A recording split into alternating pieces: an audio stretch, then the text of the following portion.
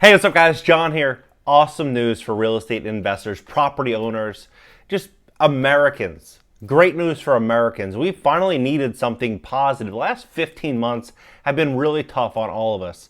But Texas eviction moratorium is full-fledged. They're moving forward, evicting tenants and getting things back on track, which is great. It's a great stand for freedom and it's a good stand for just capitalism. Because what's ultimately happening when we hold back these eviction moratorium, it's not only the tenants that are impacted, but it's also the mom and pop landlords. We have between 10 and 11 million of them. So ultimately, it's going to be two groups of people that are going to be greatly punished. But there's one group that benefits. It's the corporations.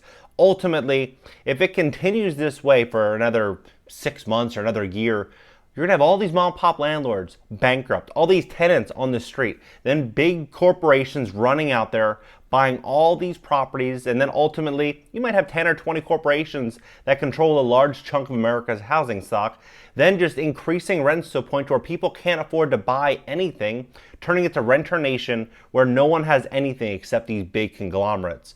So Texas is taking a big stand by lifting this moratorium. I'm hoping this goes to Florida, then Georgia, then South Dakota, North Dakota, Nebraska, nationally, and we get back on track.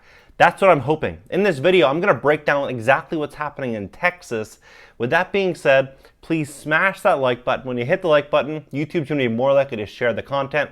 The more people that see this, the better. So please hit that like button and let's begin. Texas courts defy the eviction pause. Some Texas state courts are openly defying a federal order to halt evictions amid the pandemic, even as the state sits on more than $1 billion in undistributed federal rental aid, with more assistance from Washington on its way. You know, what's interesting about that is most of that money only goes to the big landlords. It does not go to the mom and pop landlords. For a mom and pop landlord to actually obtain these funds, the tenant has to be very cooperative. They have to jump through all of the hoops. They have to fill out a lot of paperwork. And if they don't do that, the landlord gets nothing, zero, except these corporations. There's many big corporations out there that have actually made way more money during this pandemic than before it, just from accessing all this capital. New guidance issued by a state judicial advisory panel has given a green light to Texas courts presiding over eviction cases to disregard a moratorium that temporarily halts evictions through June. You think about that, June. It's been 15 and a half months at June. And we know that it's likely going to continue getting pushed out, as this would be the 7th time that it will be pushed out.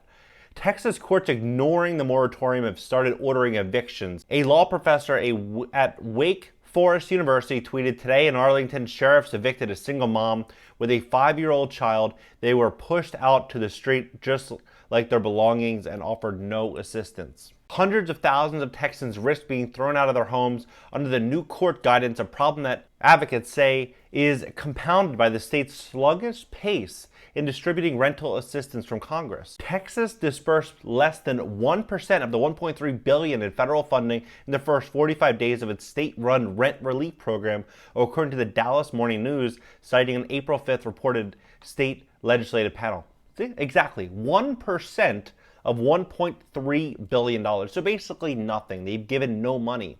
That $1.3 billion is literally sitting in the Austin Bank ready to be dispersed, said Mark Melton, an attorney at Holland Knight Dallas office who is helping to lead pro bono efforts on behalf of tenants. You're going to have a whole bunch of tenants that are going to become homeless, he said, who are going to be sitting outside of empty rental units that are across the street from huge piles of cash that could be stopped this whole thing to begin with.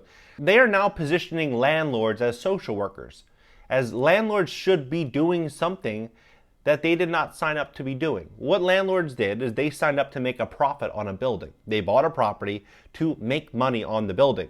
That is why people get into real estate. People want to make money, so they buy rental property to earn money.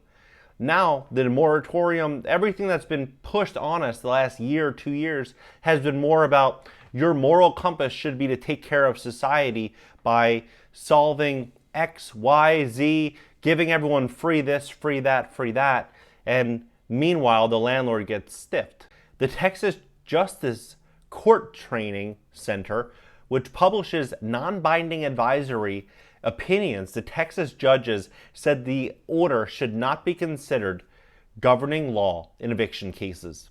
And it shouldn't. My big fear here is what we're having right now, which is this large level of dependency in these expensive cities, especially New York City, especially LA, where they're going to have so much dependence on Big Brother that ultimately landlords are going to have a really hard time because Big Brother can't take care of them all. So now they have these orders. In New York, they have a buyout plan right now to buy properties from distressed landlords. They're distressed because of the guidelines that the Big Brother's putting on these investors, these property owners. In LA, they have SB 1079 where they can go out there and buy distressed properties from property owners, landlords. So what does this mean? It means that the longer this goes on, the more power and control that they have over their people. But you look at what's happening here, Texas. They're saying no. They're taking a stand, which is so rare. If it wasn't for Texas and Florida and a couple others, we would be so screwed right now. We really would. Everything else would fall right into place and we'd be in some big trouble. It's the judge's duty to interpret and apply the law and governance that instructs courts to take no action when presented with a declaration that violates the spirit of the moratorium, she said. Where a tenant presents a declaration, it should halt the eviction process immediately. We have some judges that are gleefully evicting people over the course of the last week and the grounds laid out their guidance. Well, if I was a judge, I think you guys all know what I would be doing. Everybody would be evicted that was behind on the rent. Unless there's one cause. Unless there was a clause in that lease agreement that stated that the tenant has no obligation to pay in the event of a national shutdown or businesses are closed or there's any type of sickness going around. Unless there's that clause in that lease, then they'd be evicted. If I fulfill my portion and the person doesn't fulfill their portion, that is on them. That is not on me. I have a family to feed. So with that being said, they would be getting evicted. If I was a judge, they would be getting evicted for not paying. This is crazy right now. And it's unfortunate because we're going to see so many people lose their properties simply by investing in property in the wrong state, with the wrong leader of that state, where they're ultimately going to lose everything, their entire life's work. So right now, as a real estate investor, you really need to pay attention to the policies because with certain states, you take certain risk. I wouldn't touch real estate in New York right now. Even if you gave me something 70 cents on the dollar, 60 cents on the dollar, I wouldn't buy it because I know in 12 months or 24 months, it's going to be overpriced compared to what it is right now. Landlords are going to be leaving. They're going to be going to places like Florida, where I am right now filming this video. They're going to go to places like Texas, where they are evicting tenants because people want to invest their money knowing that their money is safe. I love personal finance, real estate, and business for a couple reasons, but the number one reason is freedom. I love freedom, being able to get up, do what I want, when I want, without asking anyone for permission. And with this eviction moratorium, you are asking for permission. You get into real estate because you want that freedom. You want to create generational wealth for yourself, for your family. You want to be able to build something. But if you are giving away your work for free, that is a very bad business model. You're going to ultimately lose in a big way. And because of that new moral compass that they're trying to sell on the mainstream media, you're going to see a lot of people lose everything. And that's nothing that I support on this channel. I want full freedom, capitalism. I want to invest intelligently. And now, more than ever, you need to understand the politics in the states that you're investing in. New York and California, these states are very bad for real estate investors.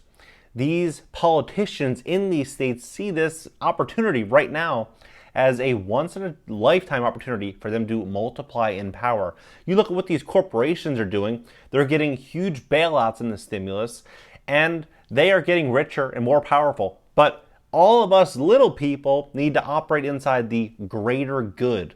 So don't fall for it. Don't fall for this. Right now I'm in Florida. I'm looking at properties in Florida. I am looking to get out of California. And the real problem here now is that prices are so high. Just a decent home it's so overpriced. I'm near Miami Beach, so overpriced that it's almost questionable. I think we're going to see a big market crash. So maybe I'll end up doing a rental for the short term, but I want to get out of California. What do you guys think? What do you guys think about everything that's happening with this eviction moratorium with Texas? Do you think it's going to spread to Florida and Georgia and South Dakota and Nebraska and all these other areas? Drop your comments below. I'm really curious about what you guys think about all this. And please smash the like button. Consider subscribing for more content on personal finance, real estate, business, and money. All right, guys, see you in the next video.